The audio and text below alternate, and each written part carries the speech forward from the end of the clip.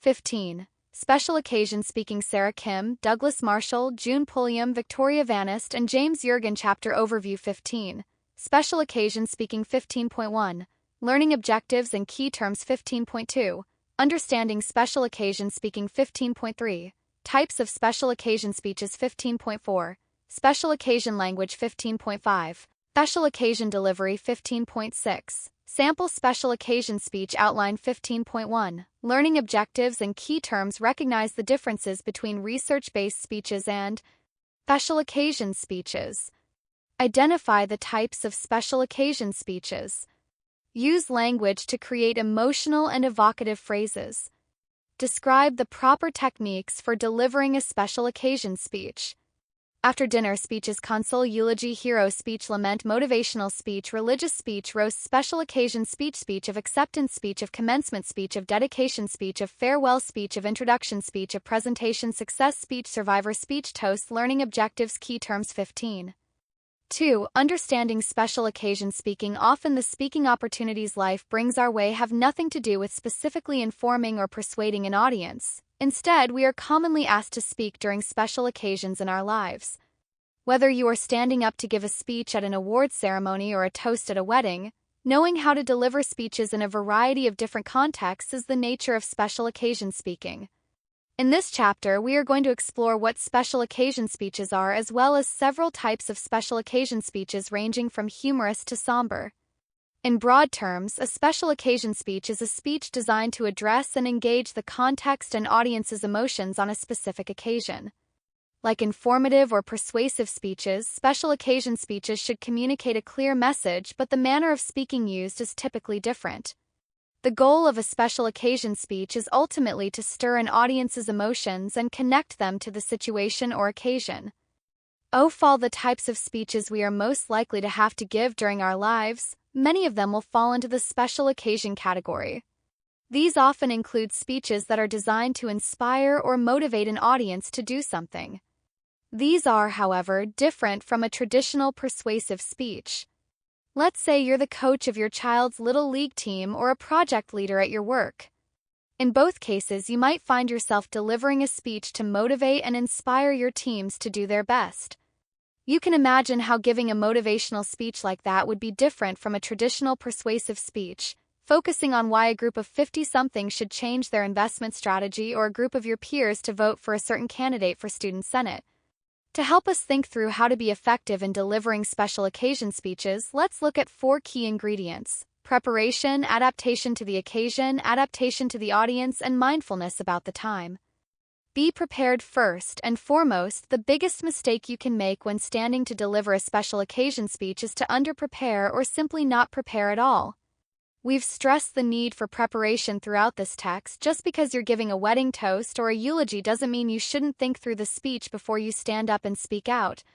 If the situation is impromptu, even jotting some basic notes on a napkin is better than not having any plan for what you are going to say. Unlike previous speeches we have covered, a ceremonial speech is formatted differently. Rather than an introduction where we state the thesis, preview the main points, and establish credibility for a ceremonial speech, we will reference the occasion. Referencing the occasion means telling the audience what we are celebrating or why we are here. As a speaker at a ceremony of any kind, it is our job to connect the audience to the occasion. Therefore, we start by explaining why we are here. A toast at a wedding might start with the statement, "I'm honored to be here today celebrating the union of my sister and her new partner," or "Please raise a glass to honor my parents on their 25th wedding anniversary." The introduction for special occasion speeches should be very short and let the audience know the importance of the ceremony. After the introduction, a ceremonial speech should still have 2-3 main points, as we have discussed previously. For these speeches, the main points are best thought of as stories or shared events that the speaker can relate to the audience to connect them with the importance of the ceremony. For a toast at your parents' 25th wedding anniversary, we might use our main points to tell stories about how they first met or things they have done to keep their love vibrant. Since we are celebrating, it is important to remember that your main point should be focused on the event and be appropriate to the tone of the event. Finally, in a special occasion speech, the conclusion is short and tells the audience what to do. In a toast, we end with the statement, "Cheers, everyone please share a drink," or "Congratulations to a special couple, cheers." Conclusion needs to indicate that the speech is over, and the audience should do something, toast, clap, or perhaps share a moment of silence. Adapt to the occasion. Not all content is appropriate for all occasions. If you are asked to deliver a speech commemorating the first anniversary of a loved one's passing, then obviously using humor and telling jokes wouldn't be appropriate. But some decisions about adapting to the occasion are less obvious. Consider the following examples. You are the maid of honor giving a toast at the wedding of your younger sister. You might consider telling appropriate stories of her relationship as it grew or using humor to talk about growing up together. You are receiving a Most Valuable Player award in your favorite sport. Merely thanking the teammates who supported you wouldn't really connect the audience to the occasion. You might talk about everyone's contributions or explain how hard you worked for the award. You are giving an after-dinner speech to the members of your fraternity. Humor is usually helpful in this event to connect the audience to the occasion. You might share stories of the past year or explain memorable events the fraternity engaged in.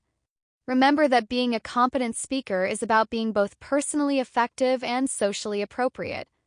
Different occasions will call for different levels of social appropriateness.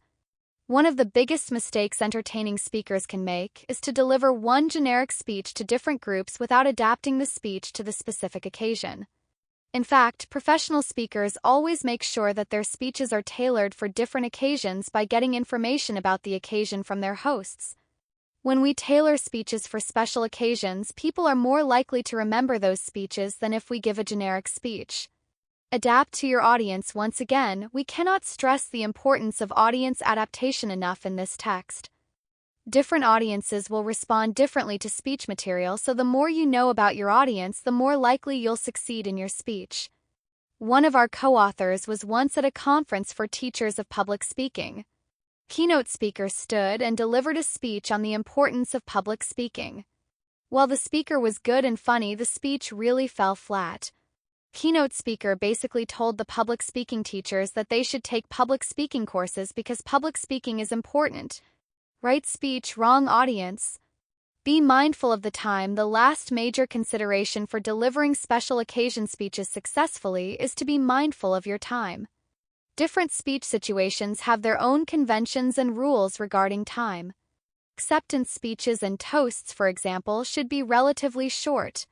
A speech of introduction should be extremely brief, just long enough to tell the audience what they need to know about the person being introduced in a style that prepares them to appreciate that person's remarks.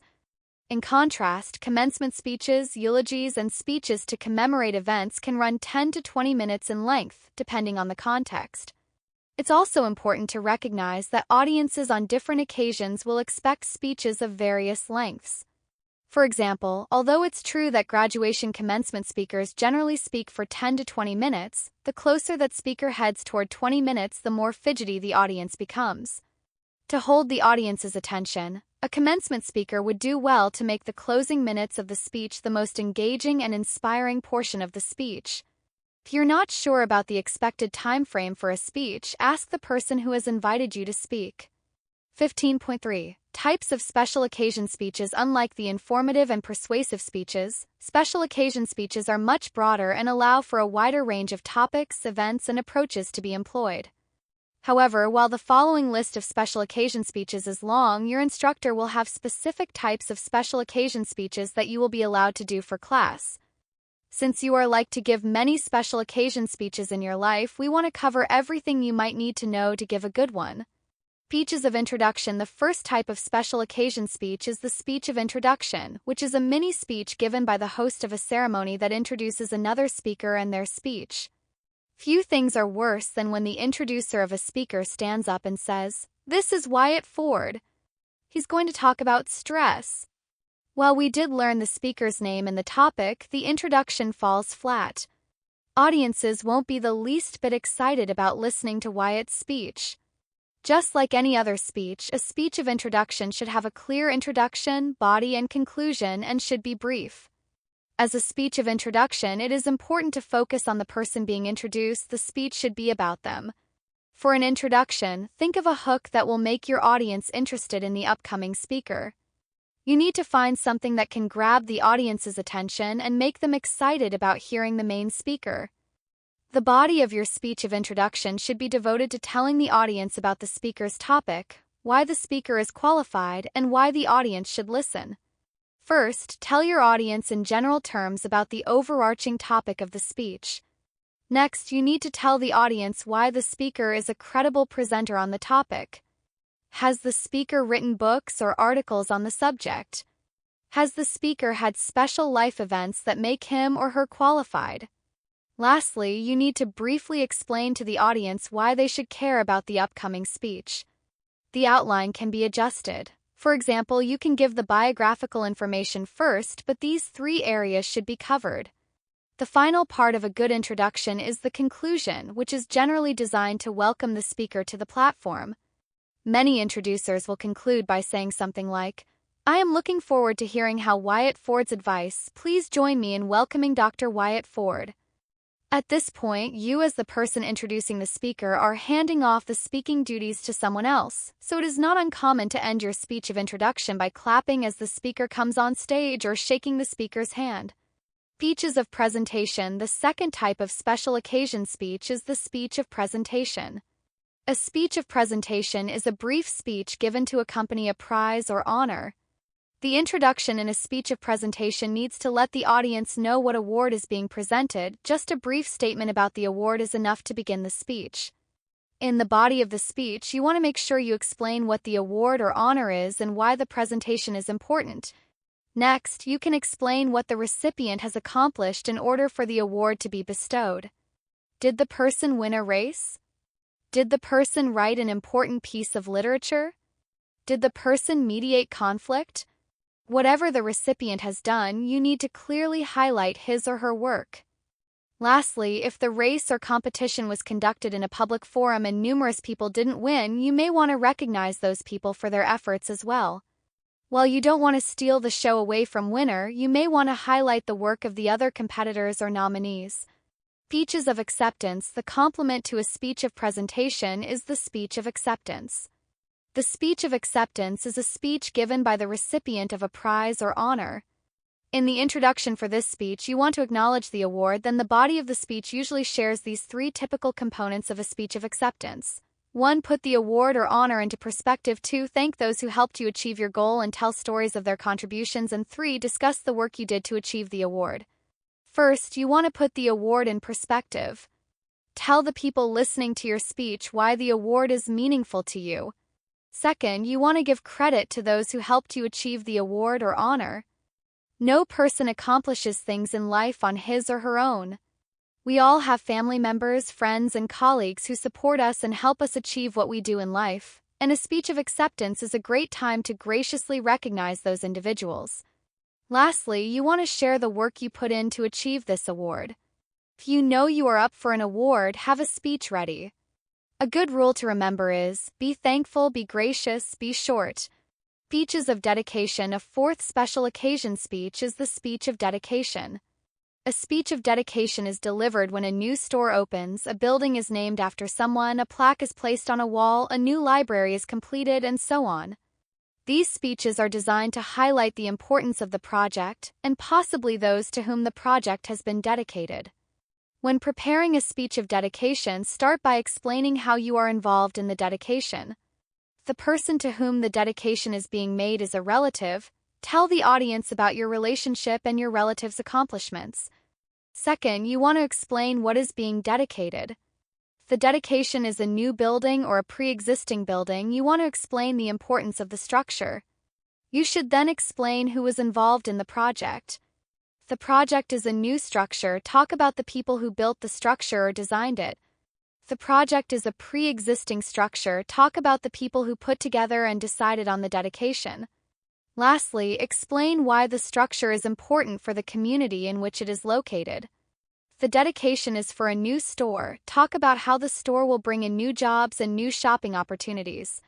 If the dedication is for a new wing of a hospital, talk about how patients will be served and the advances in medicine the new wing will provide the community. Toasts. At one time or another, almost everyone is going to be asked to deliver a toast. Toast is a speech designed to congratulate, appreciate, or remember. First, toasts can be delivered for the purpose of congratulating someone for an honor, a new job, or getting married. You can also toast someone to show your appreciation for something he or she has done. Lastly, we toast people to remember them and what they have accomplished. When preparing a toast, the first goal is always to keep your remarks brief. Toasts are generally given during the middle of festivities, and you don't want your toast to take away from those festivities for too long. Second, the goal of a toast is to focus attention on the person or persons being toasted, not on the speaker. As such, you need to focus your attention toward the people being toasted, both by physically looking at them and by keeping your message about them. The body of the speech should share stories or fun information about the people being toasted and should be appropriate to the occasion. You should avoid any inside jokes between you and the people being toasted because toasts are public and should be accessible for everyone who hears them. To conclude a toast, simply say something like, "Please join me in recognizing Gina for her achievement and lift your glass." When you lift your glass, this will signal to others to do the same and then you can all take a drink, which is the end of your speech. A roast is a very interesting and peculiar speech because it is designed to both praise and good-naturedly insult a person being honored. Because of this combination of purposes, it is not hard to argue that the roast is probably a challenging type of speeches to write given the difficult task of simultaneously praising and insulting the person. Generally, roasts are given at the conclusion of a banquet in honor of someone's life achievements. The television station Comedy Central has been conducting roasts of various celebrities for a few years, and if you've ever watched one, you know that the roasters say some harsh things about the roastees even though they are friends. How does one prepare for a roast? First, you want to really think about the person who is being roasted. Does he or she have any strange habits or amusing stories in their past that you can discuss? When you think through these questions, you want to make sure that you cross anything off your list that is truly private information or will really hurt the person. The goal of a roast is to poke at them in a good-natured manner. Second, when selecting which aspects to poke fun at, you need to make sure that the items you choose are widely known by your audience. Roasts work when many people in the audience can relate to the jokes being made. If you have an inside joke with the roastee, bringing it up during roast may be great fun for the two of you, but it will leave your audience unimpressed. Lastly, end on a positive note. While the jokes are definitely the fun part of a roast, you should leave the roastee and the audience knowing that you truly do care about and appreciate the person. Eulogies. A eulogy is a speech given in honor of someone who has died. Not to sound depressing, but since everyone who is alive will someday die, the chance of your being asked to give a eulogy someday for a friend or family member is significant. However, when the time comes to deliver a eulogy, it's good to know what you're doing and to adequately prepare your remarks. When preparing a eulogy, first you need to know that you were asked because you are an important person in their lives and know about the deceased. The eulogy should be personal and help the audience to appreciate and celebrate the person who passed. Although eulogies are delivered on the serious and sad occasion, it is very helpful to look for at least one point to be lighter or humorous. In some cultures, in fact, the friends and family attending the funeral expect the eulogy to be highly entertaining and amusing. Knowing the deceased and the audience is vital when deciding on the type and amount of humor to use in a eulogy. It would be appropriate to tell a funny story about Uncle Joe's love for his car or Aunt Mary's love of tacky Christmas sweaters. Ultimately, the goal of the humor or lighter aspects of a eulogy is to relieve the tension that is created by the serious nature of the occasion and to celebrate the person who has passed. If you are ever asked to give a eulogy, here are 3 parts of a eulogy you can use to write one: praise, lament, and consolation. Praise. The first thing you want to do when remembering someone who has passed away is remind the audience what made that person so special. So you will want to praise them and their accomplishments. This can include notable achievements, personal qualities, or anecdotes and stories. Lament. The second thing you want to do in a eulogy is to lament the loss. To lament means to express grief or sorrow, which is what everyone at a funeral has gathered to do. You will want to acknowledge that everyone is sad and that the deceased's passing will be difficult to get through. Here you might mention all the things that will no longer happen because of the death. Now that Grandpa is gone, there won't be any more Sunday dinners where he cooks chicken on the grill or bakes his famous macaroni and cheese. Console. The final step in a eulogy is to console the audience or to offer comfort in a time of grief. What you must remember is that a eulogy is not a speech for the person who has died. It is a speech for the people who are still living to try to help them deal with the loss. You will want to end your eulogy on a positive note, for some hope that someday things will get better. We may miss Aunt Linda deeply, but our memories of her will live on forever, and her impact on this world will not soon be forgotten. Using the praise, lament, console format for eulogies gives you a simple system where you can fill in the sections with 1. Why was the person good? 2. Why you will miss him or her, and 3. How you and the audience will get through this loss. Sometimes also helps to think of the 3 points in terms of past, present, future. You will praise the deceased for what he did when he was alive, lament the loss you are feeling now, and console your audience by letting them know that things will be all right. With regard to a eulogy you might give in class, you generally have 2 options for how to proceed. You can eulogize a real person who has passed away, or you can eulogize a fictional character.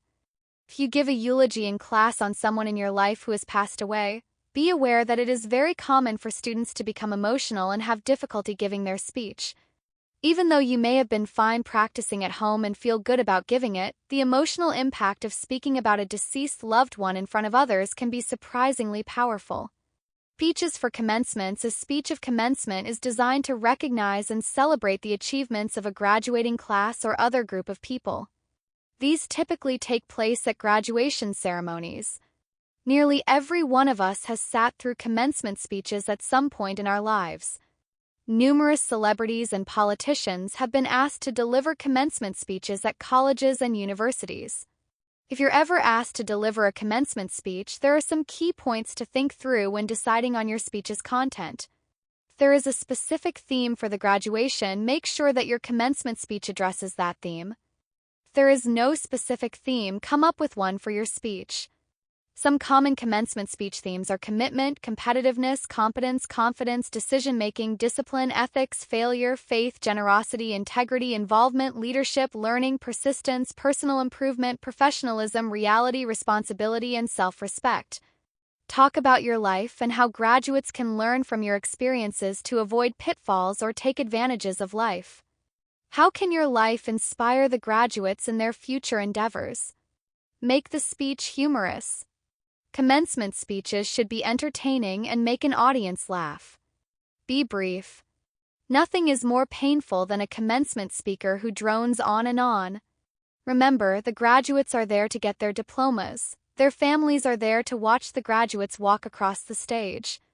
Remember, while you may be the speaker, you've been asked to impart wisdom and advice for the people graduating and moving on with their lives, so keep it focused on them.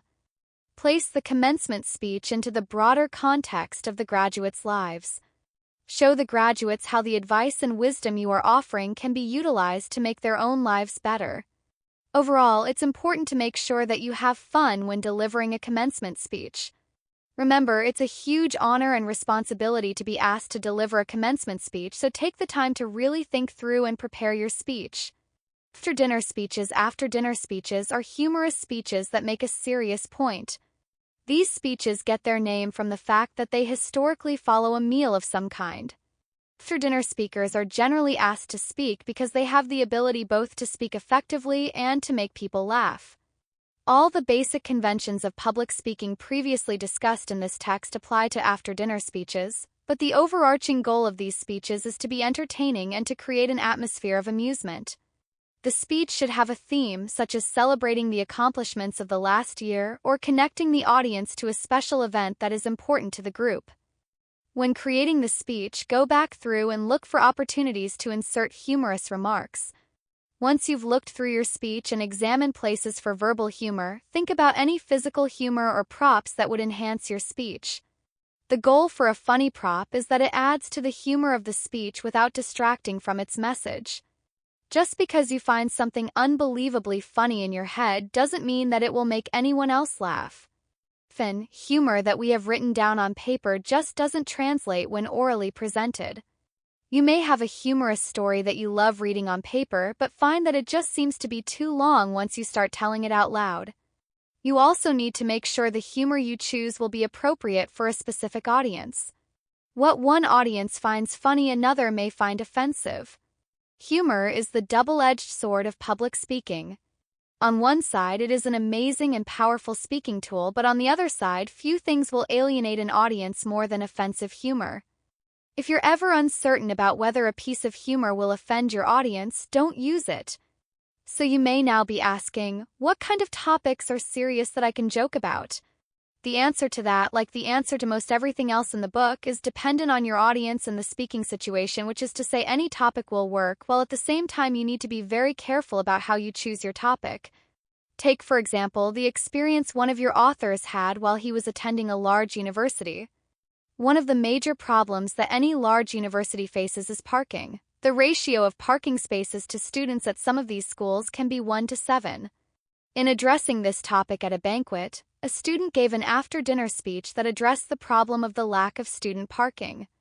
To do so, he camouflaged his speech as a faux eulogy for the yellow and black board on the parking lot gates that was constantly and consistently driven through by students wanting to access restricted parking. The student personified the board by noting how well it had done its job and lamented that it would never get to see its little toothpick children grow up to guard the White House. But underneath the humor incorporated into the speech was a serious message. This wouldn't keep happening if adequate parking was provided for students on campus. Motivational speeches. A motivational speech is designed not only to make an audience experience emotional arousal, but also to motivate the audience to do something with that emotional arousal. A motivational speech helps to inspire people in a broader fashion, often without a clearly articulated end result in mind. As such, motivational speaking is a highly specialized form of persuasive speaking commonly delivered in schools, businesses, religious houses of worship, and club or group contexts. The hero speech is a motivational speech given by someone who is considered a hero in society. The survivor speech is a speech given by someone who has survived a personal tragedy or who has faced and overcome serious adversity. The religious speech is self-explanatory. It is designed to incorporate religious ideals into a motivational package to inspire an audience into thinking about or changing aspects of their religious lives. The final type of motivational speech is the success speech, which is given by someone who has succeeded in some aspect of life and is giving back by telling others how they too can be successful. Summary. As stated at the beginning of this section, you will almost certainly be limited by your professor with regards to which of these types of speeches you can give for your special occasion speech in class, but it is not unrealistic to think that you will be called upon at various points in your life to give one or more of these speeches. Knowing the types and basic structures will help when those moments arise. 15.4. Special occasion language. Special occasion speaking is so firmly rooted in the use of good language that it makes sense to address it here. More than any other category of speech, the special occasion speech is arguably one where most of your preparation time will be specifically allocated towards the words you choose. This isn't to say you shouldn't have used good language in your informative and persuasive speeches, but that the emphasis shifts slightly in a special occasion speech. For example, for your informative and persuasive speeches, you were required to conduct research and cite your sources in a bibliography or references works cited page, which took you some time to look up and format. In most cases, that will not be necessary in a special occasion speech, although there may be reasons to consult sources or other persons for information in crafting your speech. So for special occasion speeches, there is a trade-off. The time you don't spend doing research is now going to be reallocated towards crafting emotional and evocative phrases that convey the sentiment your speech is meant to impart. The important thing to remember about using language effectively is that we are not talking about using big words just to sound smart. Good language isn't about trying to impress us with fancy words. It's about taking the words you are already comfortable and familiar with and putting them in the best possible order. The next thing to think about is how to evoke emotion and wonderment.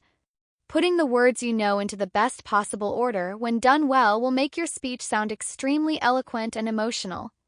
As the speaker for a ceremony, it is important to create the emotion behind the event, to share with the audience the importance of what is being celebrated. 15.5. Special occasion delivery. Just as the language for special occasion speaking is slightly different, so too are the ways in which you will want to deliver your speech. First and foremost, since you will be spending so much time crafting the perfect language to use and putting your words in the right order, it is imperative that you say exactly what you have practiced. You will need to practice your special occasion speech as much as or even more than you did for your informative or persuasive speeches. You need to know what you are going to say and feel comfortable knowing what is coming next. This is not to say you should have your speech memorized. However, it might be necessary in order to establish and maintain a rapport with your audience, a vital element in special occasion speaking because of the emotional component at the core of these speeches. Knowing your speech will also allow you to counteract the flow of adrenaline into your system, something particularly important given that special occasion speeches tend to be very emotional, not just for the audience but for you as well. Basically, knowing your speech well allows you to incorporate the emotion that a special occasion speech is meant to convey. In this way, your audience will sense the pride you feel for a graduating class during a commencement speech, the sorrow you feel for the deceased during a eulogy, or the gratitude you have when accepting an award. Conclusion: special occasion speaking is the most varied type of speaking to cover. However, there are some general rules to keep in mind regardless of what type you are engaged in. Remember that using good, evocative language is key, and that it is important that you deliver your speech in a way that both conveys the proper emotion for the occasion as well as allows you to give the speech exactly as you wrote it. 15.6. Sample Special Occasion Speech Outline. Sample outline. Commemorative speech on Simone Biles by Kelly Barnes. Specific purpose: to inspire my audience with the story of Simone Biles. Introduction. I'm not the next Usain Bolt or Michael Phelps. I'm the first Simone Biles, said Simone, and boy did she earn that kind of recognition.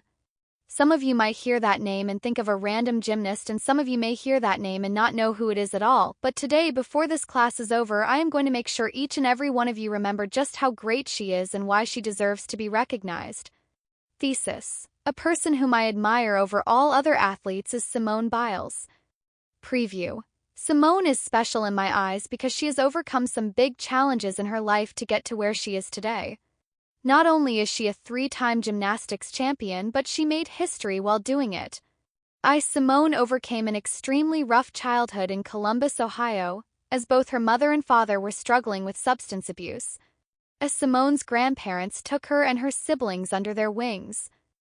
Soon her grandparents were able to adopt all of the grandchildren at a fairly young age. Although Simone didn't have the best relationship with her mom as a young child, she had plenty of women to step up in her life to fill that gap. 1. She had a grandmother who was basically mom to her. 2. She has also had the same gymnastics coach since she was 11 years old. Transition. Although Simone had a rather disheartening childhood, she has emerged to be one of the best in her sport. 2. In her teens and standing at 4 foot 8 inches, Simone made a tremendous name for herself in the gymnastics world. These are just a few of her accomplishments. Simone was the first female ever to win 3 worldwide all-around titles. When she has the most world championship gold medals won by a female gymnast in history with 10. 2. She is the most decorated world championship American gymnast with 14 total medals. She became the Olympic gold medalist in vault, floor, individual and team all-around and bronze medalist on beam at 2016 Rio de Janeiro Olympics. At just 19 years old, she became the most decorated female gymnast in America. The one right behind her the whole time stood her amazing family and support system. 2. She is the first African American to become an all-around world champ. Consequently, she has received many media awards and much attention. 2. She was named Associated Press Female Athlete of the Year 2016. 1. She was named one of the most influential people in the world by Time magazine. Transition. Simone was so incredibly grateful that she had people to take her in and support her through all of her success. She tried her best to do the same for others who were in need. 3. Simone started an amazing charity for foster kids as a way for her to give back. Founded in 2015, mattress firm Foster Kids is now effective in 40 states nationwide. This is such a personal cause for me because I know firsthand what it is like to be in foster care, the struggles and all, says Simone. This cause has given back more than 610,000 items such as clothes and school supplies to foster kids and their families. Conclusion. As I sit back and look at the life of Simone Biles, I'm amazed with all that she has done in such a short amount of time. 20 years old, she had given back to those in need, rose above many tough challenges in her life, And amongst all of that, she is having the time of her life on the mat and earning medals and honors while doing so.